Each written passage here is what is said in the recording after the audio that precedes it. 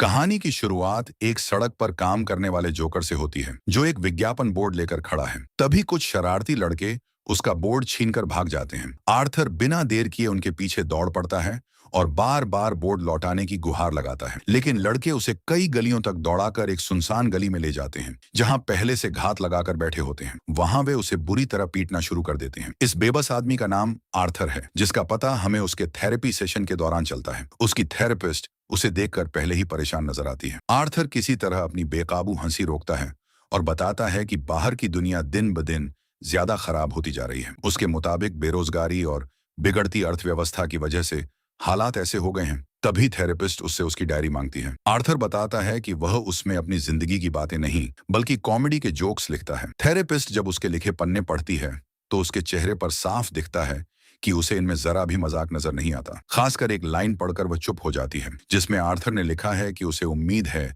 कि उसकी मौत उसकी जिंदगी से ज्यादा मायने रखेगी। उसे देखकर लगता है कि शायद आर्थर स्टेज पर लोगों को हंसाने के लिए नहीं बना। अगर लोगों को हंसाने की जगह रुलाए तो शायद उसका काम ज्यादा चले। थेरेपिस्ट भी सोचने लगती है कि आखिर ये इलाज आर्थर के लिए कितना फायदेमंद है। वह पूछती है कि क्या आसपास के लोग उसकी हालत बेहतर करने में मदद कर रहे हैं। आर्थर कहता है कि अस्पताल में भर्ती रहने के दौरान वह खुद को ज्यादा बेहतर महसूस करता था और शायद उसे दोबारा वहीं चले जाना चाहिए। जब उससे पूछा जाता है कि वह अस्पताल क्यों पहुंचा था तो आर्थर सवाल का जवाब देने के बजाय दवाइयों की खुराक बढ़ाने की बात करने लगता है। घर लौटते समय बस में उसकी नजर एक बच्चे पर पड़ती है। बच्चा उसे देख रहा होता है, इसलिए आर्थर उसे हंसाने के लिए अजीब अजीब चेहरे बनाने लगता है। लेकिन बच्चे की मां को यह बिल्कुल पसंद नहीं आता और वह उसे अपने बेटे को परेशान करना बंद करने के लिए कहती है। तभी आर्थर की हंसी अचानक बेकाबू हो जाती है। महिला गुस्से में पूछती है कि उसे इसमें इतना मजाक क्यों लग रहा है। आर्थर तुरंत अपनी जेब से एक कार्ड निकालकर उसे देता है जिसमें उसकी बीमारी के बारे में लिखा है कि वह अपनी इच्छा के बिना भी जोर जोर से हंसने लगता है, यहाँ तक कि तब भी जब अंदर से वह बेहद दुखी हो। बस से उतरने के बाद वह दवा लेने फार्मेसी जाता है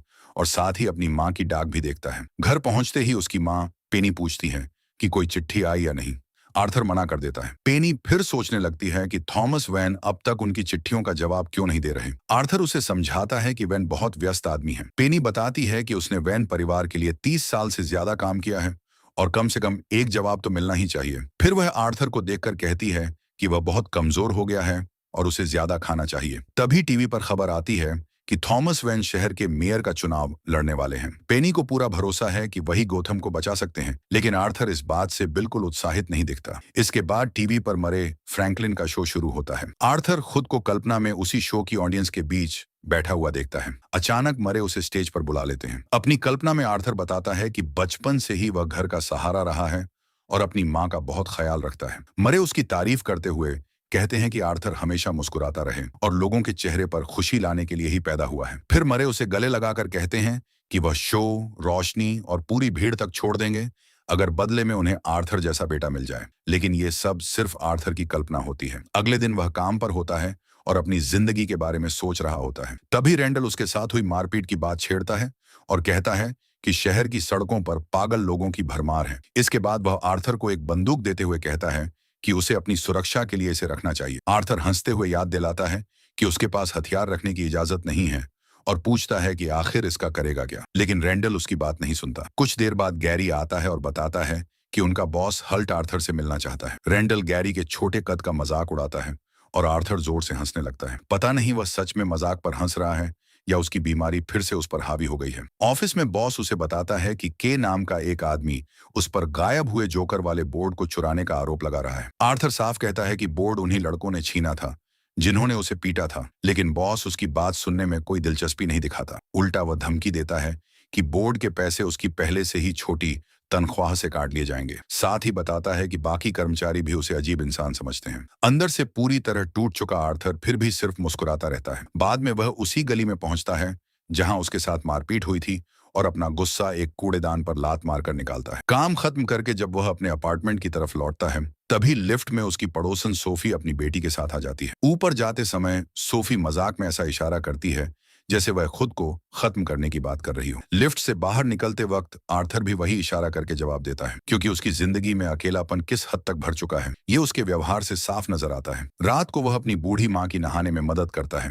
पेनी कहती है कि शायद डाकिया उनकी चिट्ठियां फेंक देता है। आर्थर पूछता है कि आखिर उन चिट्ठियों की इतनी अहमियत क्यों है। पेनी को अब भी उम्मीद है कि थॉमस वेन अपनी दौलत और अच्छे दिल की वजह से एक दिन उनके घर आएंगे और उनकी आर्थिक परेशानी खत्म कर देंगे। आर्थर उसे पैसों की चिंता छोड़ने को कहता है और दावा करता है कि उसकी कॉमेडी की जिंदगी जल्द ही बदलने वाली है। लेकिन पेनी उसे हकीकत याद दिलाते हुए कहती है कि कॉमेडियन बनने के लिए पहले मजेदार होना पड़ता है। रात गहराने पर आर्थर टीवी के सामने बैठ जाता है। वह अपनी नई मिली बंदूक से खेलने लगता है और फिर अचानक कमरे में ऐसे नाचने लगता है जैसे किसी म्यूजिकल फिल्म का हिस्सा हो। अपने डांस स्टेप्स की तारीफ करते करते वह अचानक बंदूक निकालता है और टीवी पर गोली चला देता है। आवाज सुनकर पेनी घबराकर पूछती है कि सब ठीक है या नहीं, तो आर्थर झूठ बोल देता है कि वह टीवी पर युद्ध वाली फिल्म देख रहा था। अगले दिन आर्थर सोफी के पीछे पीछे उसकी बेटी के स्कूल तक पहुंच जाता है और बाद में उसका पीछा करते हुए उसके काम की जगह तक भी जाता है। इसके बाद वह एक कॉमेडी क्लब में पहुंचता है जहां बाकी लोग बिल्कुल नहीं हंस रहे होते।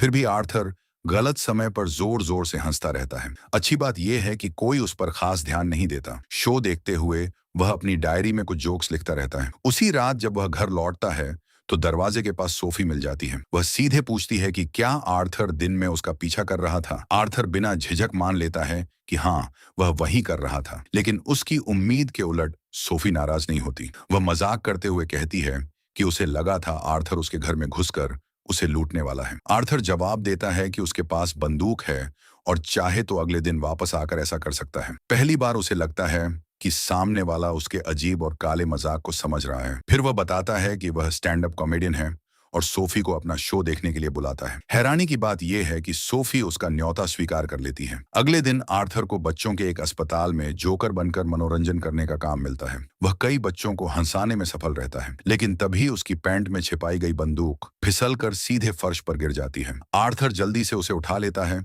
और बच्चों से मजाक में कहता है कि इस बारे में किसी को कुछ न बताएं। लेकिन उसकी बदकिस्मती से एक नर्स यह सब देख चुकी होती है। उसी रात उसके बॉस का फोन आता है और वह गुस्से में पूछता है कि बच्चों के अस्पताल में बंदूक लेकर जाने की हिम्मत कैसे हुई। आर्थर बहाना बनाता है कि वह शो का हिस्सा थी, लेकिन बॉस को उसकी बात पर जरा भी भरोसा नहीं होता। मामला और बिगड़ जाता है जब वह बताता है कि रेंडल ने दावा किया है कि आर्थर ने कुछ दिन पहले उसी से बंदूक खरीदने की कोशिश की थी। आर्थर को तुरंत समझ आ जाता है कि उसके साथी ने खुद को बचाने के लिए सारा दोष उसके सिर डाल दिया है। लेकिन सफाई देने का मौका मिलने से पहले ही बॉस उसे नौकरी से निकाल देता है। अब आर्थर के पास न नौकरी है, न कोई सहारा, और वह अभी भी जोकर की पोशाक में ही है। घर लौटने के लिए वह मेट्रो पकड़ता है। कुछ देर बाद 3 अमीर दिखने वाले युवक ट्रेन में चढ़ते हैं और एक महिला को परेशान करना शुरू कर देते हैं। आर्थर उन्हें देखकर अचानक हंसने लगता है। वह उनका मजाक नहीं उड़ा रहा होता, बल्कि उसकी बीमारी के कारण हंसी अपने आप निकल रही होती है। तीनों में से एक गुस्से में पूछता है कि वह किस बात पर हंस रहा है। आर्थर खुद को रोकने की पूरी कोशिश करता है, लेकिन हंसी रुकती ही नहीं। तीनों उसके पास आकर फिर वही सवाल दोहराते हैं। आर्थर अपनी बीमारी के बारे में बताने ही वाला होता है कि वे उस पर टूट पड़ते हैं और उसे बुरी तरह पीटना शुरू कर देते हैं। लगातार मार खाने के बाद आर्थर अपनी बंदूक निकालता है और एक एक करके तीनों को गोली मार देता है। उनमें से एक किसी तरह ट्रेन से बाहर निकलकर भागने लगता है, लेकिन आर्थर भी उसके पीछे दौड़ता है और आखिरकार उसे भी खत्म कर देता है। इसके बाद उसे एहसास होता है कि उसने अभी अभी क्या कर दिया है। वह भागकर एक सुनसान सार्वजनिक बाथरूम में पहुंचता है और वहां अकेले ही अजीब तरीके से नाचने लगता है, जैसे उसके दिमाग में कोई ऐसा संगीत बज रहा हो जिसे बाकी दुनिया सुन ही नहीं सकती। फिर वह घर लौटने से पहले सोफी के अपार्टमेंट पर रुकता है और अचानक हिम्मत जुटाकर उसे चूम लेता है। अगले दिन आर्थर सिर्फ अपना सामान लेने पुराने काम पर पहुंचता है। वहां उसके साथी मेट्रो में हुए 3 हत्याकांड की चर्चा कर रहे होते हैं। पुलिस ने हत्यारे को जोकर की पोशाक पहने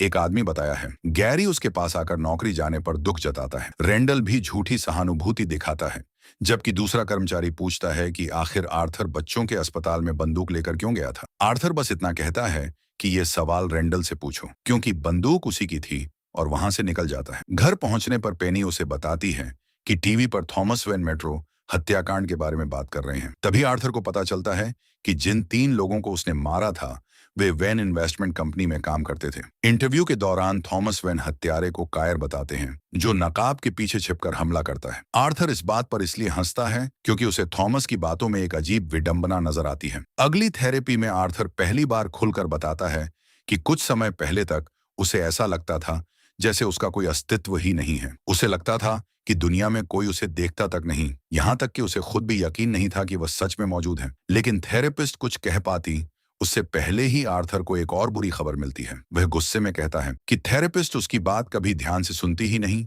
और हर बार वही पुराने सवाल दोहराती रहती है। तभी उसे बताया जाता है कि सरकार ने फंडिंग बंद कर दी है, इसलिए यह मानसिक स्वास्थ्य कार्यक्रम अब खत्म किया जा रहा है। इसका मतलब है कि आर्थर की थेरेपी भी बंद होगी और उसे मिलने वाली दवाइयां भी। अब उसे अपनी जिंदगी अकेले संभालनी होगी। उसी रात आर्थर आखिरकार एक कॉमेडी क्लब के स्टेज पर पहुंचता है, लेकिन जैसे ही वह पहला जोक सुनाने की कोशिश करता है, उसकी बीमारी फिर हावी हो जाती है और वह बेकाबू होकर हंसने लगता है। हालत इतनी अजीब हो जाती है कि अपनी ही बातों पर सबसे ज्यादा वही हंस रहा होता है। तभी भीड़ में बैठी सोफी उसे देखकर मुस्कुराती है। माहौल को थोड़ा संभालने के लिए डीजे संगीत चला देता है। आर्थर उसी धुन पर नाचना शुरू करता है और धीरे धीरे दर्शक भी उसके साथ जुड़ जाते हैं। आखिर में उसे तालियां मिलने लगती हैं। शो खत्म होने के बाद वह सोफी के साथ उसके घर की तरफ चलता है। रास्ते में दोनों एक पोस्टर देखते हैं जिसमें जोकर की तस्वीर के साथ सवाल लिखा है कि वह हत्यारा है या किसी तरह का हीरो। सोफी कहती है कि उसकी नजर में उन 3 लोगों को मारने वाला गलत नहीं था, क्योंकि गोथम अब 3 बुरे लोगों से मुक्त हो चुका है। आर्थर पहले ही खुश था, लेकिन तभी एक टैक्सी में बैठे किसी आदमी को जोकर का मुखौटा पहने देखकर उसकी खुशी और बढ़ जाती है। बाद में दोनों साथ खाना खाते हैं और आर्थर घर लौट आता है। वहां वह अपनी मां को जगाकर उसके साथ डांस करने लगता है। पेनी भी कुछ देर उसके साथ नाचती है और फिर बताती है कि उसने थॉमस वेन को एक नई चिट्ठी लिखी है जिसमें कहा है कि वह उनके लिए बहुत खास है। आर्थर बताता है कि उसकी शाम बहुत अच्छी रही और मां को वापस कमरे में पहुंचाने में मदद करता है, लेकिन उसके मन में चिट्ठी को लेकर सवाल उठने लगते हैं। वह छिपकर उसे निकालता है और पढ़ना शुरू कर देता है। चिट्ठी की बात पढ़ते ही उसके पैरों तले जमीन खिसक जाती है, क्योंकि उसमें दावा किया गया था कि थॉमस वेन ही उसके असली पिता हैं। सच्चाई जानकर आर्थर घबराया हुआ अपनी मां के कमरे में पहुंचता है और दरवाजा पीटकर जवाब मांगता है। पेनी कहती है कि पहले शांत हो जाओ, तभी वह सब कुछ बताएगी। कुछ देर बाद आर्थर खुद को संभालता है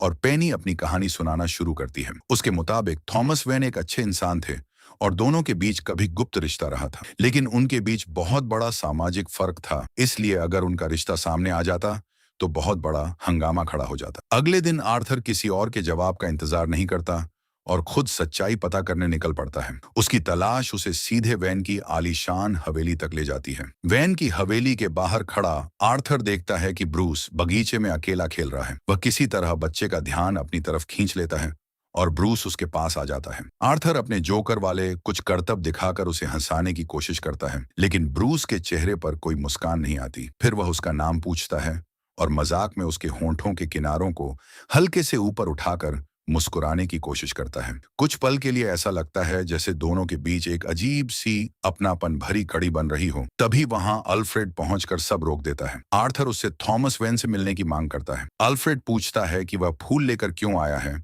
तो आर्थर बताता है कि वह सिर्फ ब्रूस को खुश करना चाहता था। इसके बाद वह कहता है कि वह पेनी का बेटा है और उसे पेनी और थॉमस के पुराने रिश्ते के बारे में सब पता है। अल्फ्रेड तुरंत उसकी बात काट देता है। वह साफ कहता है कि ऐसी कोई कहानी है ही नहीं और पेनी मानसिक रूप से बीमार थी, इसलिए उसने अपने दिमाग में ये सब बातें बना ली थीं। ये सुनकर आर्थर बुरी तरह भड़क जाता है। वह फिर भी मानने को तैयार नहीं होता कि थॉमस उसका पिता नहीं है। अल्फ्रेड उसका मजाक उड़ाता है और उसे वहां से चले जाने को कहता है, इससे पहले कि वह खुद को और शर्मिंदा करे। गुस्से में आर्थर उसका गला पकड़ लेता है और कुछ सेकंड के लिए उसे जकड़ लेता है। तभी उसकी नजर ब्रूस पर पड़ती है, जो पूरी घटना देख रहा होता है। आर्थर तुरंत अल्फ्रेड को छोड़ देता है और वहां से भाग जाता है। घर पहुंचने पर उसकी दुनिया फिर उलट जाती है। बाहर एम्बुलेंस खड़ी होती है और पैरामेडिक्स पेनी को स्ट्रेचर पर ले जा रहे होते हैं। आर्थर तुरंत उनके साथ अस्पताल पहुंचता है और इमरजेंसी के बाहर इंतजार करने लगता है। तभी 2 जासूस उसके पास आते हैं। आर्थर उनसे पूछता है कि क्या उसकी मां की हालत के लिए वे जिम्मेदार हैं। पुलिस बताती है कि वे पेनी से कुछ सवाल करने घर गए थे, लेकिन उन्हें देखकर वह बुरी तरह घबरा गई और उसे स्ट्रोक आ गया, जिसके बाद अस्पताल लाना पड़ा। पुलिस बिना समय गंवाए आर्थर से मेट्रो में हुए हत्याकांड और बच्चों के अस्पताल में बंदूक ले जाने के बारे में पूछताछ शुरू कर देती है। आर्थर बस इतना कहता है कि बंदूक उसके शो का हिस्सा थी और फिर बातचीत खत्म करके अपनी मां के पास चला जाता है। अस्पताल में सोफी भी उसका साथ देने पहुंचती है। वह उसे दिलासा देती है और कहती है कि पेनी जल्द ठीक हो जाएगी। कुछ देर बाद वह कॉफी लेने बाहर चली जाती है और आर्थर अकेला बैठा रह जाता है। तभी टीवी पर मरे फ्रैंकलिन का शो शुरू होता है और काफी समय बाद आर्थर के चेहरे पर सच्ची मुस्कान आती है। लेकिन ये खुशी ज्यादा देर नहीं टिकती। मरे उसके पुराने स्टैंड अप वीडियो को पूरे देश के सामने चलाता है और उसका मजाक उड़ाने लगता है। वह याद करता है कि आर्थर बचपन में कहता था कि एक दिन बड़ा कॉमेडियन बनेगा। उस समय लोग उस पर हंसते थे और मरे ताना मारता है कि आज भी लोग उसी पर हंस रहे हैं। उसी रात शहर का माहौल पूरी तरह बदल चुका होता है। सड़कों पर सैकड़ों लोग जोकर के मुखौटे और कपड़े पहनकर उतर आते हैं। वे मेट्रो में हुई हत्याओं के आरोपी के समर्थन में नारे लगाते हैं और उस व्यवस्था के खिलाफ प्रदर्शन करते हैं जिसे वे पूरी तरह भ्रष्ट और नाकाम मानते हैं। कुछ समय बाद आर्थर उसी सिनेमा घर में पहुंचता है जहां उसने पहले टीवी पर थॉमस वेन को देखा था। वह चुपके से अंदर जाता है और देखता है कि वहां शहर के अमीर लोग फिल्म देखने आए हुए हैं। जब थॉमस बाथरूम की तरफ जाता है तो आर्थर भी उसका पीछा करता है और रास्ते में अपनी जोकर वाली शर्ट उतार देता है। थॉमस उसे देखकर समझता है कि शायद कोई फैन ऑटोग्राफ लेने आया है, लेकिन आर्थर सीधे बताता है कि वह पेनी का बेटा है और उसकी मां ने उसे दोनों के रिश्ते की पूरी कहानी बताई है। थॉमस तुरंत उसकी बात रोक देता है और साफ कहता है कि वह उसका पिता नहीं है। फिर वह पूछता है कि आखिर आर्थर को हुआ क्या है। थॉमस के मुताबिक पेनी गंभीर मानसिक बीमारी से जूझ रही थी और उसने आर्थर को गोद लिया था। आर्थर यह सुनकर गुस्से से भर जाता है और अपनी मां को पागल कहने से रोकने के लिए कहता है। वह पैसे या दौलत की मांग नहीं करता, बल्कि सिर्फ एक पिता की तरह गले लगाने की इच्छा जताता है। लेकिन थॉमस फिर भी पेनी को झूठी और मानसिक रूप से अस्थिर बताता रहता है। ये बातें सुनते ही आर्थर की बीमारी फिर उस पर हावी हो जाती है और वह बेकाबू होकर हंसने लगता है। थॉमस अपना आपा खो देता है और उसके चेहरे पर जोरदार मुक्का मार देता है। साथ ही उसे धमकी देता है कि वह दोबारा कभी ब्रूस के आसपास दिखाई न दे। अपमान और दर्द से टूट चुका आर्थर घर लौटता है। वहां उसे जासूसों का फोन आता है जो संदेश छोड़ते हैं कि उन्हें उससे कुछ और सवाल करने हैं। इसके बाद आर्थर फ्रिज खोलता है, उसके अंदर घुस जाता है और दरवाजा बंद कर लेता है। कुछ पल के लिए ऐसा लगता है जैसे वह अपनी जिंदगी खत्म करने वाला है, लेकिन अगली सुबह वह जिंदा बाहर आता है। तभी उसे एक और फोन मिलता है, इस बार मरे फ्रैंकलिन के शो की टीम की तरफ से। उसका कॉमेडी वीडियो वायरल हो चुका था और शो वाले उसे लाइव कार्यक्रम में बुलाना चाहते थे। आर्थर बिना ज्यादा सोचे तुरंत इस ऑफर को स्वीकार कर लेता है। टीवी पर जाने से पहले वह आखिरी बार अपनी मां के अतीत की सच्चाई जानने के लिए अर्कहम स्टेट हॉस्पिटल पहुंचता है। वहां वह एक कर्मचारी को किसी तरह मनाकर पेनी की पुरानी मेडिकल फाइल देखने की कोशिश करता है। कर्मचारी पहले मना कर देता है, लेकिन फिर खुद रिकॉर्ड के कुछ हिस्से पढ़कर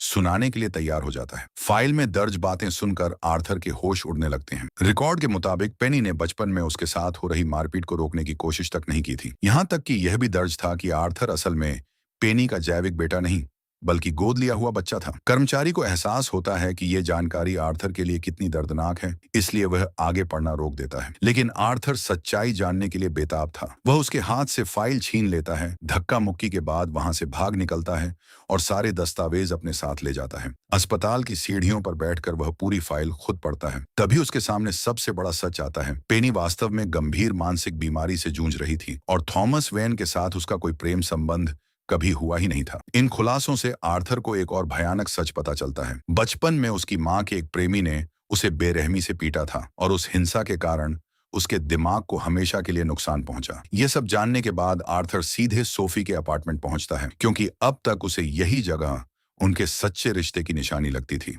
लेकिन दरवाजा खुलते ही सोफी उसे देखकर डर जाती है। वह पूछती है कि वह उसके घर में क्या कर रहा है और साफ कहती है कि शायद वह गलत अपार्टमेंट में आ गया है। उसी पल आर्थर के सामने सच्चाई खुल जाती है।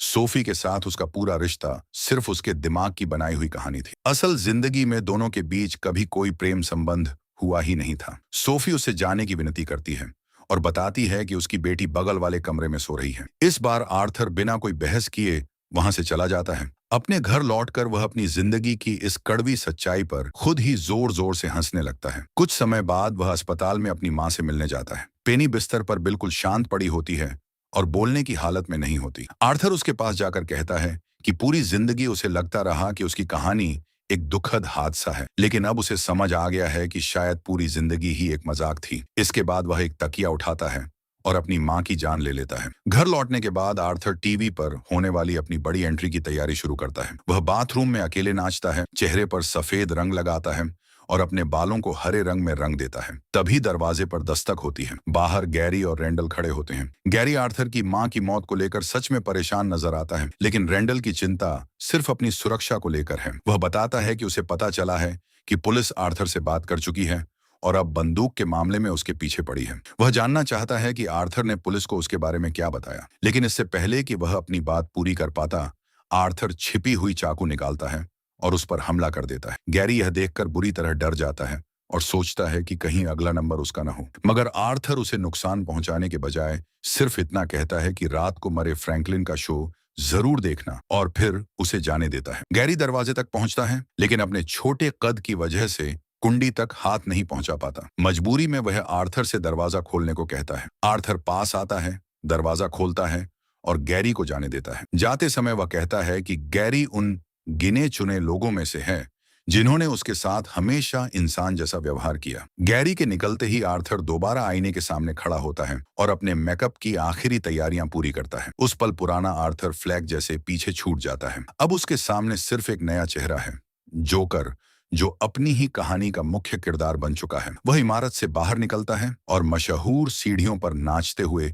नीचे उतरने लगता है, लेकिन तभी दोनों जासूस उसे देख लेते हैं और रुकने का आदेश देते हैं। आर्थर जवाब देने के बजाय भागकर मेट्रो स्टेशन की तरफ दौड़ता है। पुलिस उसके पीछे लगी रहती है, लेकिन जैसे ही आर्थर ट्रेन में चढ़ता है, वह जोकर के कपड़े पहने प्रदर्शनकारियों की भारी भीड़ में गायब हो जाता है। उसे पकड़ने की कोशिश में एक जासूस से गलती से एक प्रदर्शनकारी को गोली लग जाती है और पूरा स्टेशन अफरा तफरी में बदल जाता है। गुस्साई भीड़ पुलिस पर टूट पड़ती है और इसी हंगामे का फायदा उठाकर आर्थर अगली स्टेशन पर ट्रेन से निकल जाता है। आखिरकार वह मरे फ्रैंकलिन के टीवी स्टूडियो पहुंच जाता है। मरे उसके जोकर वाले लुक को देखकर हैरान होता है, लेकिन आर्थर समझाता है कि वह कोई राजनीतिक संदेश देने नहीं आया और बस उसे लगता है कि यह पोशाक उसकी परफॉर्मेंस के लिए सही है। मरे हाल की मेट्रो हत्याओं का जिक्र करते हुए कहता है कि जोकर के कपड़े पहने एक आदमी ने 3 लोगों को मार दिया था। इसके बाद वह बताता है कि थोड़ी देर में आर्थर को स्टेज पर बुलाया जाएगा। आर्थर की सिर्फ एक मांग होती है, उसे उसके असली नाम से नहीं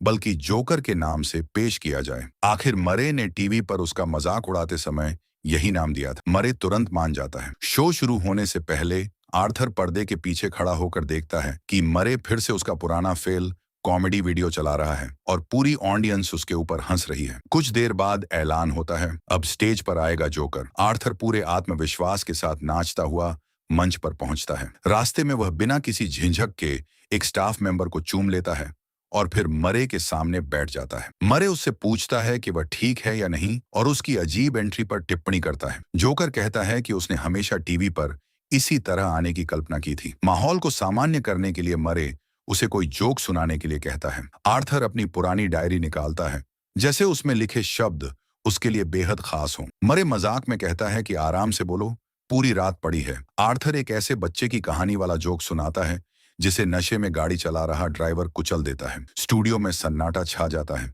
कोई नहीं हंसता। मरे कहता है कि इस तरह का मजाक उनके शो के लिए बिल्कुल सही नहीं है। आर्थर माफी मांगता है और फिर अचानक कहता है कि पिछले कुछ हफ्ते उसके लिए बेहद मुश्किल रहे हैं, खासकर तब से जब उसने मेट्रो में वॉल स्ट्रीट के उन 3 आदमियों को मार डाला। मरे कुछ सेकंड तक उसकी बात का अगला हिस्सा आने का इंतजार करता है, लेकिन जल्द ही उसे समझ आ जाता है कि आर्थर मजाक नहीं कर रहा। वह लाइव टीवी पर अपने अपराध को स्वीकार कर रहा है। आर्थर कहता है कि उसने उन लोगों को मारकर कोई राजनीतिक संदेश देने की कोशिश नहीं की थी। उसने ऐसा इसलिए किया क्योंकि उसकी नजर में वे बेहद घटिया लोग थे। उसका कहना है कि अगर वह खुद सड़क पर मरा पड़ा होता तो इस शहर में किसी को कोई फर्क नहीं पड़ता। लोग उसके पास से ऐसे निकल जाते जैसे वहां कुछ हुआ ही नहीं। वह रोज मरे जैसे लोगों के सामने से गुजरता रहा, लेकिन किसी ने कभी उसे इंसान समझकर नहीं देखा। दूसरी तरफ वे अमीर लोग सिर्फ इसलिए सबका ध्यान खींच लेते हैं क्योंकि उनके पास पैसा और ताकत है। थॉमस वेन भी टीवी पर उनकी मौत का दुख जताने का नाटक कर रहा है। मरे उसे समझाने की कोशिश करता है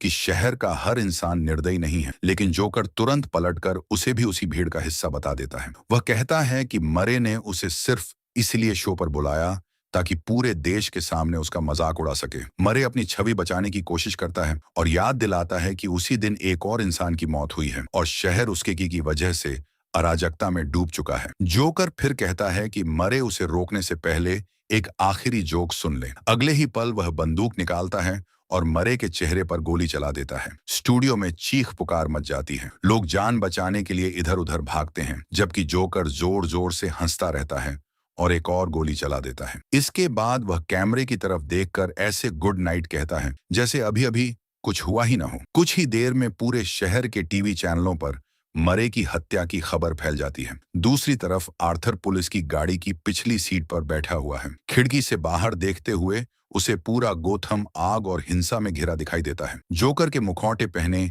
लोग सड़कों पर घूम रहे हैं, जगह जगह आग लगी है और हर तरफ पुलिस के सायरन सुनाई दे रहे हैं। एक पुलिसकर्मी कहता है कि इस पूरे बवाल की वजह आर्थर ही है। आर्थर शांत भाव से जवाब देता है कि उसे पता है और फिर बाहर का नजारा देखकर पूछता है, क्या ये खूबसूरत नहीं है? कुछ ही पल बाद एक तेज रफ्तार ट्रक पुलिस की गाड़ी से जोरदार टक्कर मार देता है और दोनों पुलिस वालों की मौके पर ही मौत हो जाती है। मलबे के बीच फंसे आर्थर को जोकर के मुखौटे पहने कुछ लोग बाहर निकालते हैं, जैसे उन्होंने अपने किसी उद्धारकर्ता को बचा लिया हो। खून से लथपथ और लगभग बेहोशी की हालत में आर्थर आंखें खोलता है तो सामने हजारों लोगों की भीड़ जश्न मना रही होती है। लोग उसे अपने कंधों पर उठा लेते हैं और पूरे शहर को अपनी जीत के मंच में बदल देते हैं। जो आदमी कभी पार्टियों में लोगों को हंसाने के लिए जोकर बनकर जाता था, वही अब गोथम में फैले अराजक आंदोलन का सबसे बड़ा चेहरा बन चुका था। लेकिन उसी समय शहर के दूसरे हिस्से में एक और भयानक घटना घट रही होती है। थॉमस वेन, मार्था और उनका छोटा बेटा ब्रूस फिल्म देखकर बाहर निकलते हैं। तभी जोकर के आंदोलन से प्रभावित एक नकाबपोश आदमी उनका पीछा करता हुआ एक सुनसान जगह तक पहुंच जाता है। वहां वह थॉमस को रोककर कहता है कि उसे वही मिला है जिसका वह हकदार था। इसके तुरंत बाद वह थॉमस और मार्था पर गोली चला देता है। ब्रूस अपनी आंखों के सामने अपने माता पिता को मरते हुए देखकर बुरी तरह सदमे में चला जाता है। इसी हिंसा और अराजकता से एक ऐसी कहानी की नींव पड़ती है जो आगे चलकर बैटमैन की कहानी बनती है। शायद अगर आर्थर को जिंदगी में थोड़ी ज्यादा समझ, अपनापन और एक सच्चे पिता का सहारा मिला होता तो घटनाओं का रास्ता कुछ और हो सकता था। कुछ समय बाद आर्थर फिर अर्कहम अस्पताल में नजर आता है। वहां थेरेपिस्ट उससे पूछती है कि आखिर उसे इतनी हंसी क्यों आ रही है, लेकिन आर्थर जवाब देने के बजाय मरे फ्रैंकलिन के शो का शुरुआती गाना गुनगुनाने लगता है। अगला दृश्य अस्पताल के लंबे गलियारों का है, जहां आर्थर बिल्कुल शांत अंदाज में आगे बढ़ रहा होता है। उसके पीछे फर्श पर खून से बने पैरों के निशान दिखाई देते हैं। इससे साफ संकेत मिलता है कि कुछ ही देर पहले जिस थेरेपिस्ट से वह बात कर रहा था, शायद वह अब जिंदा नहीं है। इस पूरी कहानी का सबसे बड़ा सबक यही है कि जब समाज किसी इंसान की तकलीफ को लगातार नजरअंदाज करता है तो एक दिन उसी लापरवाही का असर पूरे समाज को भुगतना पड़ सकता है। अकेलापन, मानसिक टूटन और व्यवस्था की बेरुखी किसी पीड़ित इंसान को धीरे धीरे एक खतरनाक रूप दे सकती है। कई बार राक्षस अचानक पैदा नहीं होता, बल्कि उन लोगों की वजह से बनता है जो उसकी परेशानी देखते हुए भी नजरें फेर लेते हैं।